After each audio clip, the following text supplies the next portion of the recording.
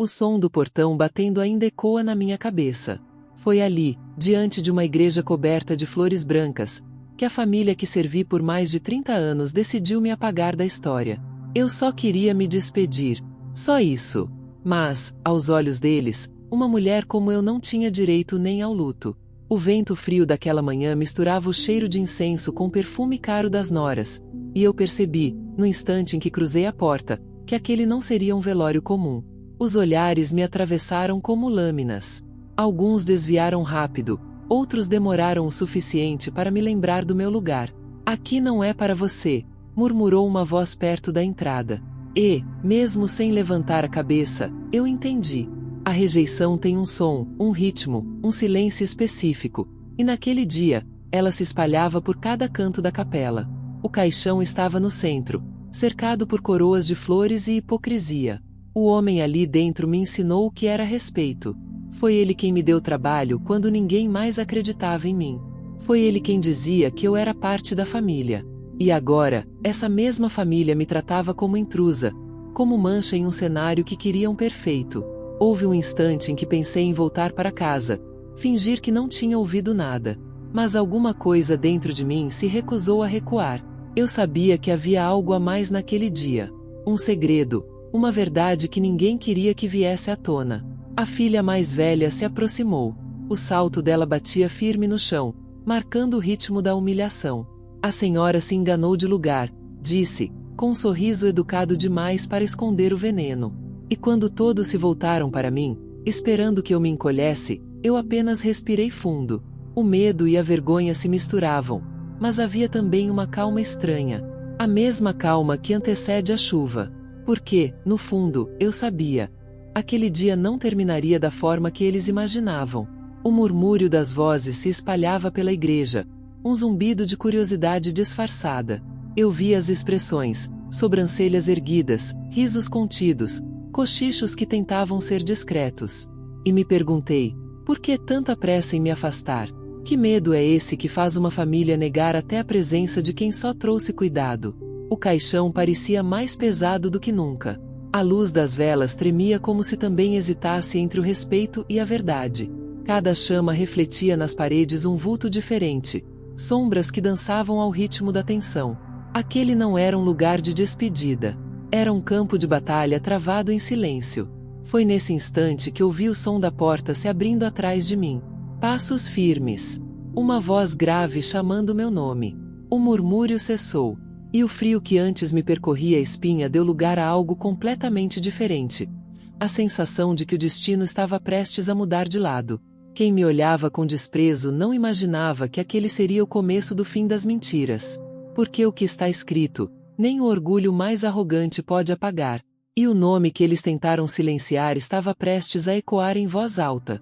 Meu nome. Quando aquela voz pronunciou meu nome, senti o tempo parar. Era como se todo o ar tivesse sido sugado da capela. As conversas cessaram, e até as velas pareciam congeladas na chama. O advogado se aproximou devagar, com uma pasta escura nas mãos, e nesse movimento silencioso eu entendi que algo profundo estava prestes a acontecer. Os rostos que antes me encaravam com desprezo agora se voltavam para ele, confusos, tentando entender o que uma mulher como eu poderia ter a ver com aquele homem que todos julgavam conhecer. Enquanto ele caminhava até a frente, minha mente voltava aos dias em que o patrão ainda respirava. Eu lembrava da sua voz rouca, do som de suas mãos batendo na mesa quando ria das minhas histórias, do jeito como me agradecia por cada café servido com cuidado. Ele sempre dizia que o respeito era o único luxo que nunca se devia negar a ninguém. E foi justamente esse respeito que me fez ficar ao lado dele até o último suspiro, quando a casa já estava vazia de filhos e cheia de silêncio. Mas nem todos viam assim. Para a família, eu era apenas uma sombra conveniente. Uma presença útil, mas incômoda demais para ser reconhecida. A mulher negra que conhecia os segredos da casa, mas devia se contentar com a invisibilidade. E naquele velório, essa invisibilidade se tornava um uniforme que eles insistiam em me fazer vestir de novo. Eu os via cochichando entre si, ajeitando os colarinhos e as expressões, como se tentassem apagar minha existência diante dos outros. O advogado pigarreou. O som ecoou como um trovão na sala silenciosa. Ele abriu a pasta, tirou alguns papéis e começou a falar. E eu, parada ali, sentia meu coração bater num ritmo que misturava medo e alívio, porque algo me dizia que aquele homem, mesmo depois de morto, ainda tinha uma última palavra a dizer. As pessoas se entreolhavam, confusas. A filha mais velha me lançava olhares de raiva disfarçada, enquanto os netos tentavam entender o que estava acontecendo. Eu podia sentir o desconforto crescer no ar, um desconforto que não me pertencia mais. Pela primeira vez, eu não era culpada, nem a estranha. Eu era o motivo do desconcerto deles. O advogado então mencionou meu nome de novo, dessa vez com clareza, e as palavras que se seguiram soaram como uma sentença impossível de desfazer. Eu não entendia todos os termos jurídicos, mas compreendi o essencial. Aquele homem tinha me deixado algo. E não era pouco. Houve um murmúrio. Um som coletivo de incredulidade. A nora que antes me expulsara deu um passo à frente, tentando interromper. Mas o advogado seguiu firme, lendo cada linha, cada palavra, com uma calma que feria o orgulho deles mais do que qualquer grito. Eu podia sentir o chão vibrar sob meus pés. Era como se, depois de tantos anos de silêncio, a vida finalmente estivesse me devolvendo voz. Foi estranho, porque no meio daquela confusão, eu não senti vingança. Senti justiça. Senti o peso dos anos sendo lentamente retirado dos meus ombros. E talvez seja por isso que tantas pessoas escolhem permanecer aqui, acompanhando cada revelação, porque sabem o que é carregar o fardo do invisível e, de repente, serem vistas. O advogado terminou de ler. O nome dele, o meu, e a assinatura no papel. Tudo oficial. Tudo incontestável.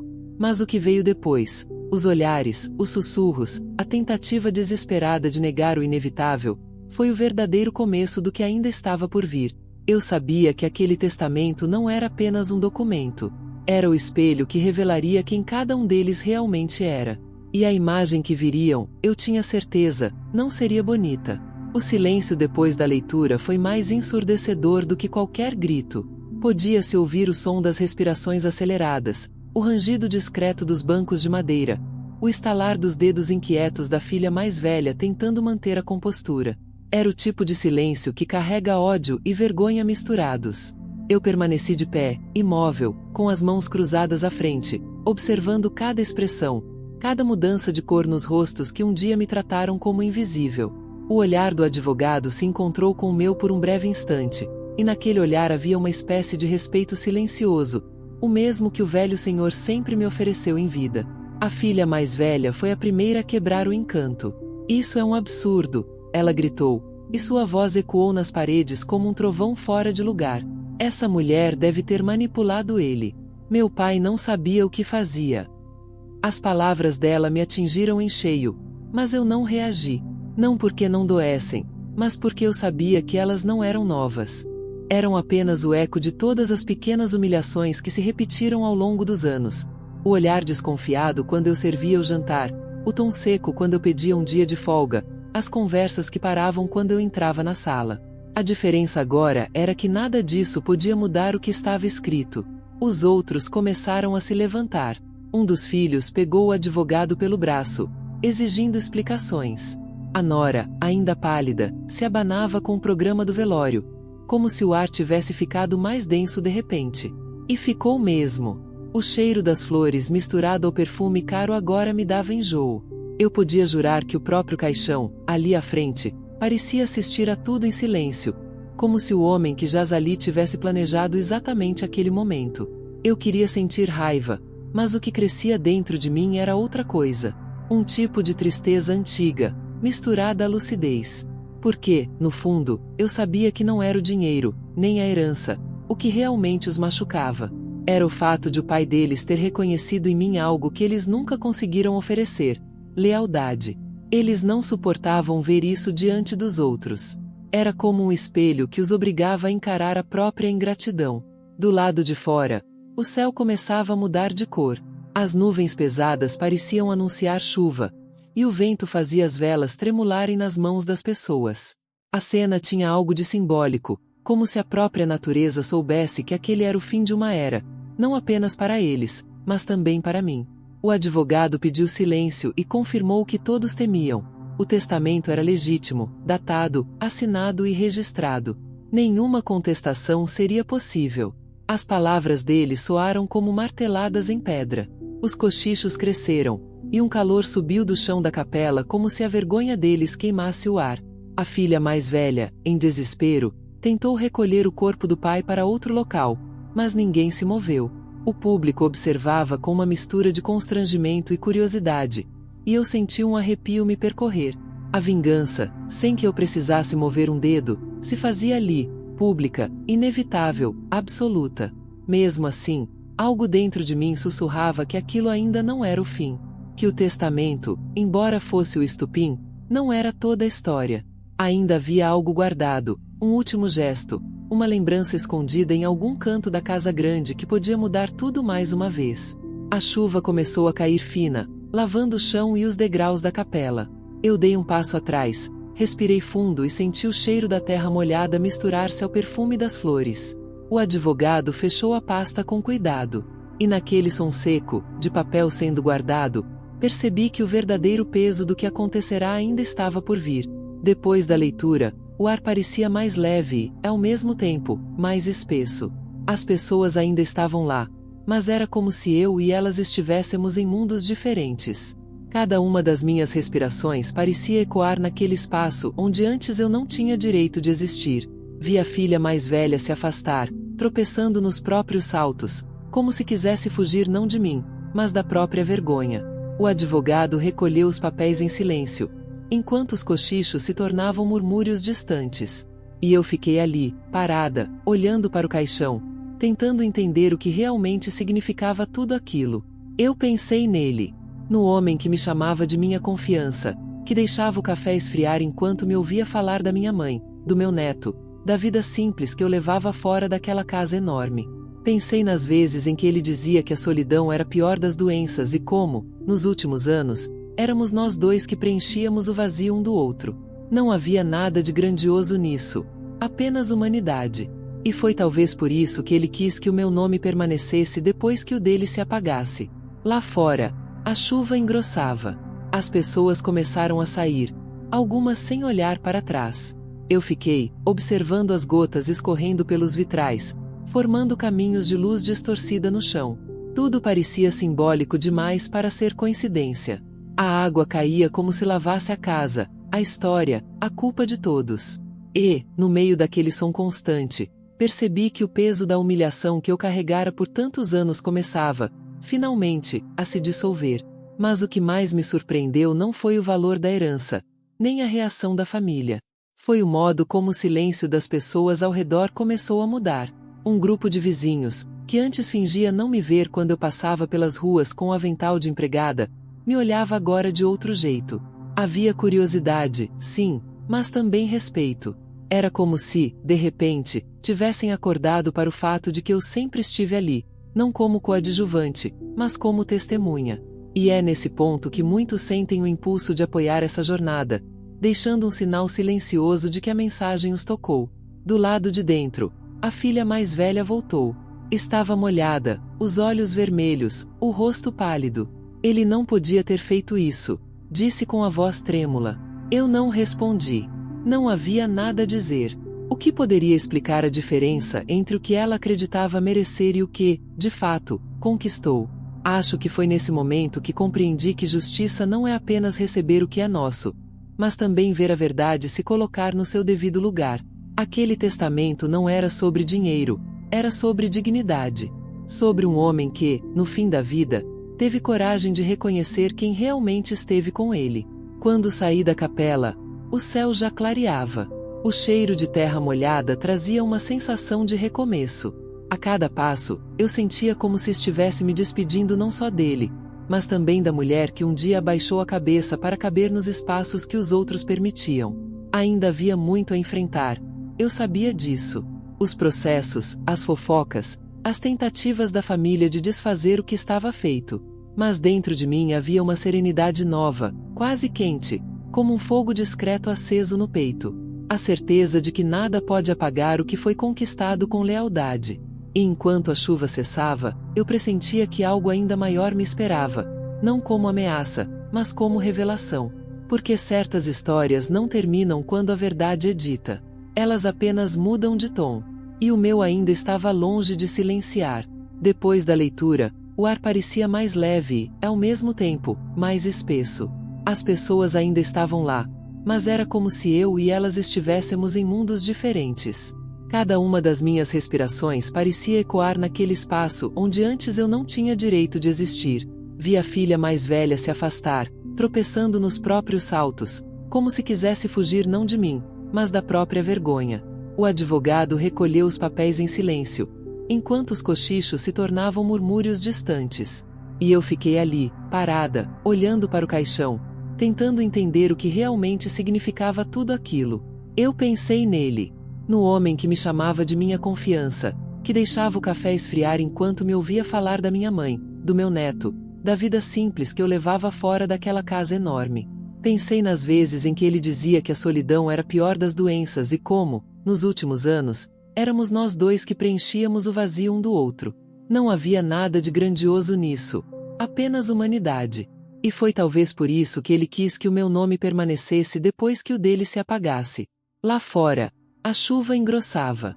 As pessoas começaram a sair, algumas sem olhar para trás. Eu fiquei, observando as gotas escorrendo pelos vitrais, formando caminhos de luz distorcida no chão. Tudo parecia simbólico demais para ser coincidência. A água caía como se lavasse a casa, a história, a culpa de todos. E, no meio daquele som constante, percebi que o peso da humilhação que eu carregara por tantos anos começava, finalmente, a se dissolver. Mas o que mais me surpreendeu não foi o valor da herança, nem a reação da família. Foi o modo como o silêncio das pessoas ao redor começou a mudar. Um grupo de vizinhos, que antes fingia não me ver quando eu passava pelas ruas com o avental de empregada, me olhava agora de outro jeito. Havia curiosidade, sim, mas também respeito. Era como se, de repente, tivessem acordado para o fato de que eu sempre estive ali, não como coadjuvante, mas como testemunha. E é nesse ponto que muitos sentem o impulso de apoiar essa jornada, deixando um sinal silencioso de que a mensagem os tocou. Do lado de dentro, a filha mais velha voltou. Estava molhada, os olhos vermelhos, o rosto pálido. Ele não podia ter feito isso, disse com a voz trêmula. Eu não respondi. Não havia nada a dizer. O que poderia explicar a diferença entre o que ela acreditava merecer e o que, de fato, conquistou? Acho que foi nesse momento que compreendi que justiça não é apenas receber o que é nosso, mas também ver a verdade se colocar no seu devido lugar. Aquele testamento não era sobre dinheiro, era sobre dignidade. Sobre um homem que, no fim da vida, teve coragem de reconhecer quem realmente esteve com ele. Quando saí da capela, o céu já clareava. O cheiro de terra molhada trazia uma sensação de recomeço. A cada passo, eu sentia como se estivesse me despedindo não só dele, mas também da mulher que um dia abaixou a cabeça para caber nos espaços que os outros permitiam. Ainda havia muito a enfrentar. Eu sabia disso. Os processos, as fofocas, as tentativas da família de desfazer o que estava feito. Mas dentro de mim havia uma serenidade nova, quase quente, como um fogo discreto aceso no peito.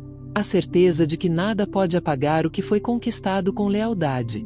E enquanto a chuva cessava, eu pressentia que algo ainda maior me esperava, não como ameaça, mas como revelação. Porque certas histórias não terminam quando a verdade é dita. Elas apenas mudam de tom. E o meu ainda estava longe de silenciar. Os dias que seguiram aquele velório foram como andar sobre vidro. Tudo parecia calmo por fora, mas bastava um passo em falso para o corte acontecer. A notícia se espalhou mais rápido do que eu imaginava. Em cada esquina, havia alguém disposto a comentar o testamento, a repetir meu nome com espanto, a inventar versões novas sobre o que teria acontecido entre mim e o falecido. As pessoas adoram falar quando a verdade as incomoda. E, curiosamente, quanto mais elas falavam, mais eu percebia o quanto aquela história não era só minha. Era sobre como o mundo trata quem serve e esquece quem sustenta. Eu continuava morando na pequena casa nos fundos da antiga propriedade, aquela que ele havia me deixado oficialmente. E cada vez que eu atravessava o jardim, sentia o vento bater nas cortinas do casarão principal, agora fechado e silencioso. Era como se a casa respirasse lembranças. O som dos passos dele ainda parecia ecoar nos corredores. O cheiro do charuto, o barulho das páginas do jornal sendo viradas, a risada discreta quando eu o chamava de teimoso. Tudo permanecia ali, impregnado nas paredes. E eu, sozinha, entre as flores que plantei com as próprias mãos, tentava entender o que vinha depois da justiça. Havia momentos de luz e outros de sombra. Às vezes, eu sentava na varanda com uma xícara de café e olhava o céu mudando de cor, sentindo o alívio de finalmente ser vista. Outras vezes, a dúvida me assombrava. Será que eu tinha o direito de aceitar aquele presente? Será que ele realmente imaginava o tamanho da tempestade que deixaria para trás? A herança me libertava, mas também me isolava. Era o tipo de vitória que vinha acompanhada de solidão. As filhas dele não desistiram fácil. Tentaram recorrer, contestar, inventar histórias para me pintar como manipuladora. Recebi olhares tortos na rua, bilhetes anônimos, até ameaças veladas. Mas nada disso se comparava ao peso dos anos em que me fizeram acreditar que eu não era ninguém. Eu sabia resistir ao desprezo. O que doía agora era o silêncio. O silêncio da casa, o silêncio de um laço que se partiu, o silêncio das memórias que vinham à noite, quando eu deitava e escutava o som distante da chuva tocando o telhado. Era estranho sentir falta dele. Mesmo com tudo que veio depois, havia uma saudade que não se explicava. Uma ausência que se infiltrava nas pequenas coisas. A mesa posta, o relógio que ele sempre esquecia de dar corda, o jornal dobrado no canto da sala. Talvez o que me prendesse não fosse apenas a lembrança do homem, mas o reconhecimento que ele me ofereceu no fim. A validação que o mundo sempre me negou. O contraste entre o que eu ganhei e o que perdi era quase cruel. Ganhei nome, dignidade, independência. Mas perdi o chão conhecido, o ritmo previsível dos dias, a rotina que, mesmo dura, me era familiar. Agora cada manhã parecia uma página em branco, e eu ainda aprendia a escrever meu próprio destino sem me desculpar por existir. Às vezes, ao entardecer, eu sentia uma presença leve na varanda, como se o vento trouxesse de volta algo que ficou pendente. Não era medo, era apenas uma sensação, a de que a história ainda não tinha se fechado completamente. E, no fundo, talvez eu não quisesse que se fechasse, porque certas verdades, quando finalmente vêm à tona, não se apagam com o tempo. Elas ficam ali, suspensas no ar, esperando o momento certo de revelar o que ainda falta ser dito. O tempo, aos poucos, começou a mostrar o verdadeiro tamanho daquilo que havia acontecido. O testamento não foi apenas um documento lido diante de uma plateia incrédula. Foi um divisor de águas que alterou destinos. A família, que sempre se achou intocável, começou a se despedaçar por dentro. As brigas que antes ficavam nos bastidores agora se espalhavam pelas ruas, pelos advogados, pelas redes sociais. As máscaras caíam uma a uma, e o nome que tanto quiseram proteger se transformava em motivo de vergonha. Eu assistia a tudo de longe, com a serenidade de quem já tinha aprendido o valor do silêncio. Mas nada disso me trouxe alegria imediata. Pelo contrário, havia uma sensação agridoce em ver a justiça se cumprir. Não era vingança, era constatação. Como o amanhecer depois de uma longa tempestade. Bonito, mas ainda molhado de tristeza. Passei a entender que cada ação tem um preço. E o preço da verdade é sempre a solidão. Mesmo assim, algo dentro de mim florescia. Um novo tipo de força, discreta, porém firme. A confeitaria que abri com a parte da herança começou pequena, com o cheiro de bolo recém-assado invadindo a calçada e a porta sempre aberta. No início, vinham poucos clientes, alguns curiosos, outros desconfiados. Mas bastou uma semana para o aroma do café fresco e da massa quente conquistar o bairro. Era bonito ver as pessoas chegando tímidas e saindo sorrindo, levando um pedaço da minha história junto com cada fatia de bolo. Aquela cozinha, simples e cheia de calor, se tornou o oposto do casarão frio onde vivi metade da minha vida. Às vezes, eu via rostos conhecidos passando pela rua, fingindo não me reconhecer. E tudo bem. Eu já não precisava mais de reconhecimento de quem nunca me enxergou. O que me alimentava agora era outro tipo de olhar. O das mulheres que entravam, pediam um café e me contavam suas próprias histórias.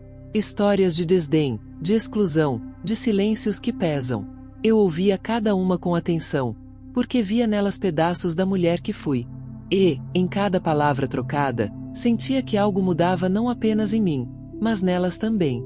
As filhas do falecido ainda tentaram se reerguer socialmente, fazendo festas caras, desfilando sorrisos falsos em eventos.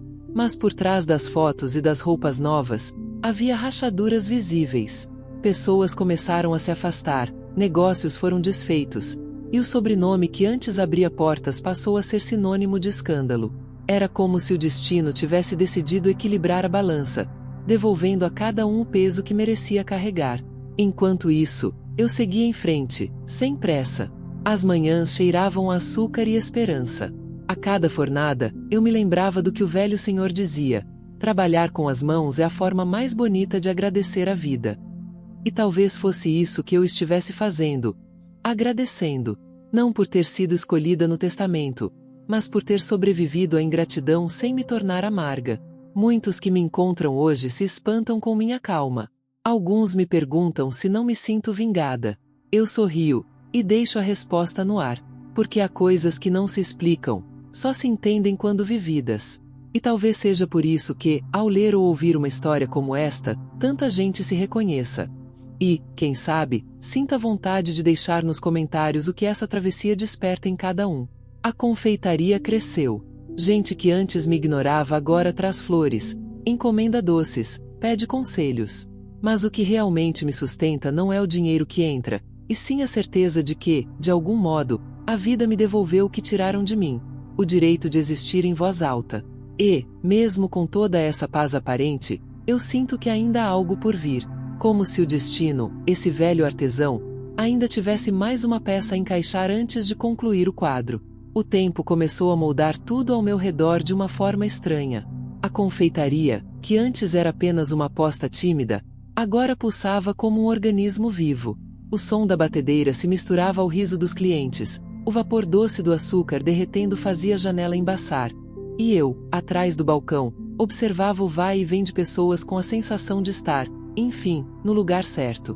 Mas mesmo em meio àquela nova rotina, havia algo em mim que permanecia inquieto.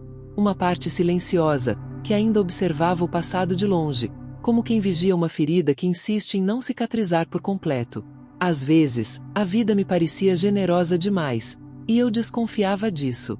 Havia dias em que tudo fluía com uma harmonia quase absurda. O café saía no ponto, as flores da vitrine se abriam com o sol, as crianças corriam entre as mesas como se aquele espaço lhes pertencesse. E então, de repente, uma sombra se insinuava. Uma carta sem remetente. Um olhar demorado demais na rua. O pressentimento de que a tranquilidade, assim como o açúcar, podia se dissolver com um simples toque de água quente. Foi numa dessas tardes, quando o sol dourava as telhas da vizinhança, que a filha mais nova dele apareceu na porta. Trazia o mesmo olhar arrogante, mas agora misturado com algo novo: medo. Pediu um doce qualquer, só para disfarçar.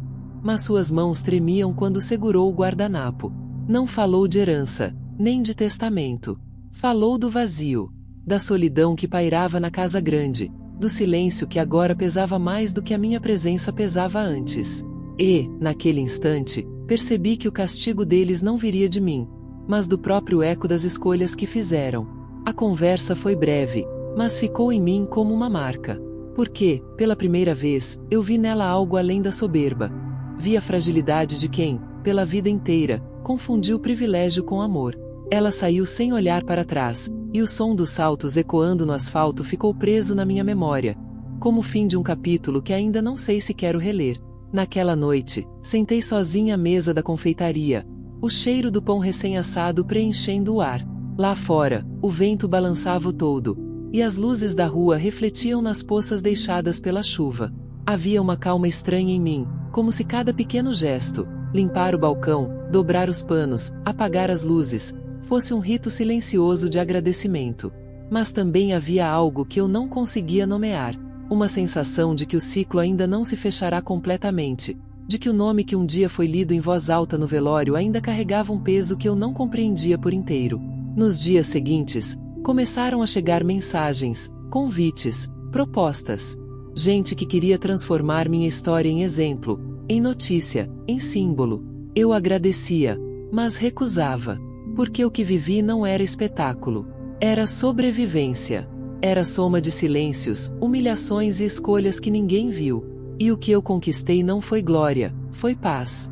Ainda assim, era impossível negar. Algo havia mudado. Não apenas na forma como me viam, mas na maneira como eu via o mundo.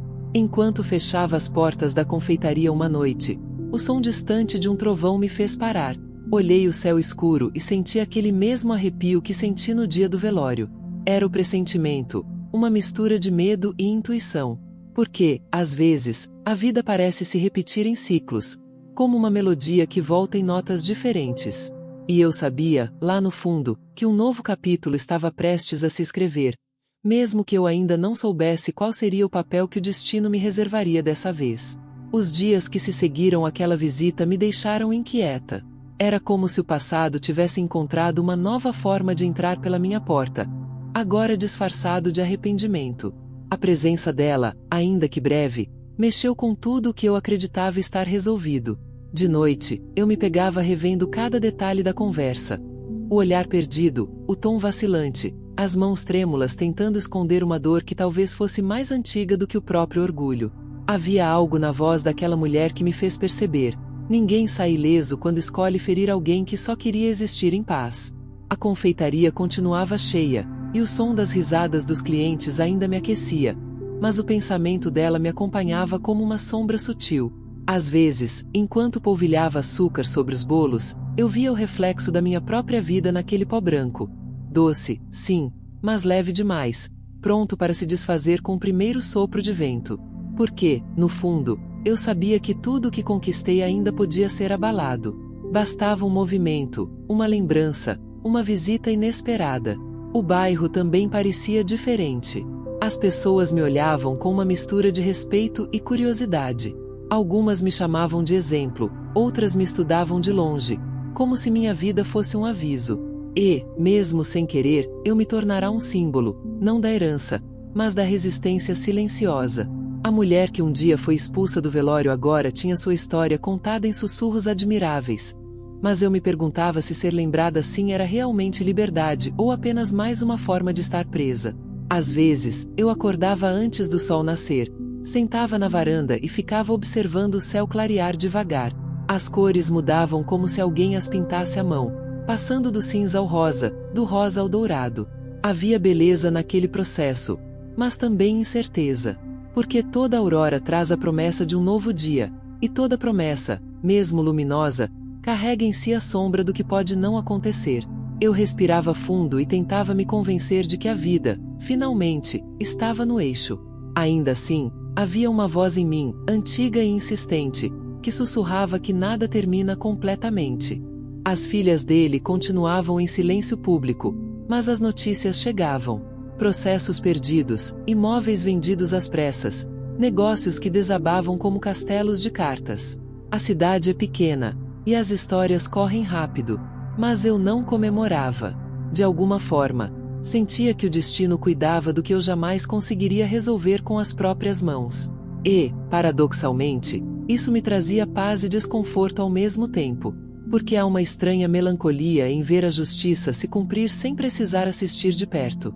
Uma noite, encontrei sobre o balcão da confeitaria um envelope sem remetente. Dentro, havia apenas uma fotografia antiga. Eu, ainda jovem, servindo café na sala da casa grande. Atrás da foto, uma frase curta, escrita com letra firme: "Ele sempre soube." Fiquei ali, parada, olhando aquela imagem que congelava o tempo. O rosto que eu via era o de uma mulher cansada, mas ainda esperançosa. E a frase, embora breve, parecia carregar o peso de tudo o que ainda não foi dito. Guardei a foto na gaveta, mas o significado dela me acompanhou pelos dias seguintes. Ele sempre soube. Do que, exatamente? Da injustiça? Da solidão? Do amor que, talvez, nunca pôde ser nomeado? Essa dúvida ficou rondando minha mente como o som distante de um sino que não para de tocar. E foi nesse silêncio cheio de perguntas que percebi: talvez a história não terminasse com o testamento, nem com a confeitaria. Talvez houvesse algo ainda escondido, algo que esperava o momento certo para vir à tona. Porque o passado, por mais enterrado que esteja, sempre encontra um jeito de respirar outra vez. Na manhã seguinte àquela fotografia, o sol parecia diferente. A luz entrava pela janela da confeitaria com uma delicadeza que eu não via há tempos, como se o dia, de alguma forma, quisesse me dizer que estava tudo no lugar. Eu preparei o café mais devagar, sentindo o cheiro do pó se misturar ao ar. Cada gesto parecia carregado de um significado novo. A vida, afinal, tem dessas ironias. Ela se revela nas pequenas coisas quando já cansamos de procurar respostas nas grandes. Peguei a foto de novo. A mulher que eu vi ali parecia outra pessoa. Tão diferente e, ao mesmo tempo, tão eu. Naquele rosto cansado, percebi a raiz de tudo que se transformou em mim. Ele sempre soube. As palavras ecoaram de novo, mas agora sem peso. Talvez ele soubesse do quanto eu suportei em silêncio, do quanto resisti mesmo quando queriam me apagar. Talvez, de algum modo, tenha tentado reparar aquilo com que pôde. Um gesto final, uma herança, um reconhecimento. E, enquanto olhava o retrato, senti uma onda de paz me atravessar. A confeitaria foi se enchendo aos poucos. As risadas, o barulho dos pratos, o som do sino da porta. E eu percebi como a vida se renova no ordinário, como a alegria mora nas repetições do cotidiano. Quando o açúcar derrete na panela, quando o pão cresce no forno, quando alguém agradece com um sorriso. Tudo aquilo era o contrário da casa grande. Ali, ninguém precisava esconder quem era para ser aceito. De repente, me dei conta de que não era apenas eu quem havia sido transformada por aquela história. As pessoas que passavam por mim também mudavam. Mulheres que um dia se calaram agora falavam de suas dores, seus recomeços, suas coragens. Homens mais velhos contavam arrependimentos que nunca tinham confessado. Era como se o que aconteceu comigo tivesse aberto um espaço invisível para que outros pudessem se enxergar. E, ao perceber isso, entendi o real sentido do que vivi. Nada foi em vão. O passado não desapareceu. Ele apenas mudou de forma. Está nas paredes da confeitaria, nas histórias que escuto, no modo como olho o mundo agora. Antes, eu achava que justiça era o fim. Hoje, entendo que é só o começo. A verdadeira justiça é poder existir sem precisar pedir licença. Às vezes, à noite, quando fecho as portas e o cheiro de açúcar ainda paira no ar, imagino que ele ainda passa por ali, que observa o movimento, o brilho das lâmpadas refletindo nas vitrines, e sorri em silêncio. E, se for verdade, acho que ele se orgulharia. Porque, de todas as coisas que poderia ter deixado, a mais valiosa foi essa sensação de continuidade. Como se a história dele, de alguma forma, ainda respirasse através da minha. Muita gente me pergunta o que eu aprendi com tudo isso. Eu sempre respondo a mesma coisa. Aprendi que o respeito não se implora, se constrói. Que o amor que vem da dignidade é o único que não se perde. E que, às vezes, é preciso atravessar o inferno do desprezo para descobrir o poder da própria voz.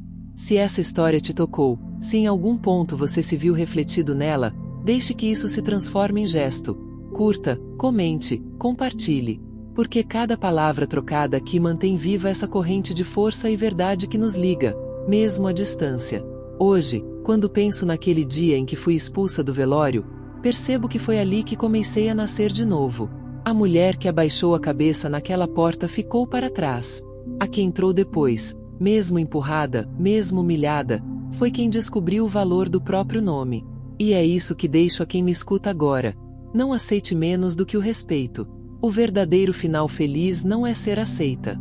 É ser lembrada com orgulho, como alguém que escolheu a dignidade mesmo quando o mundo tentou negá-la.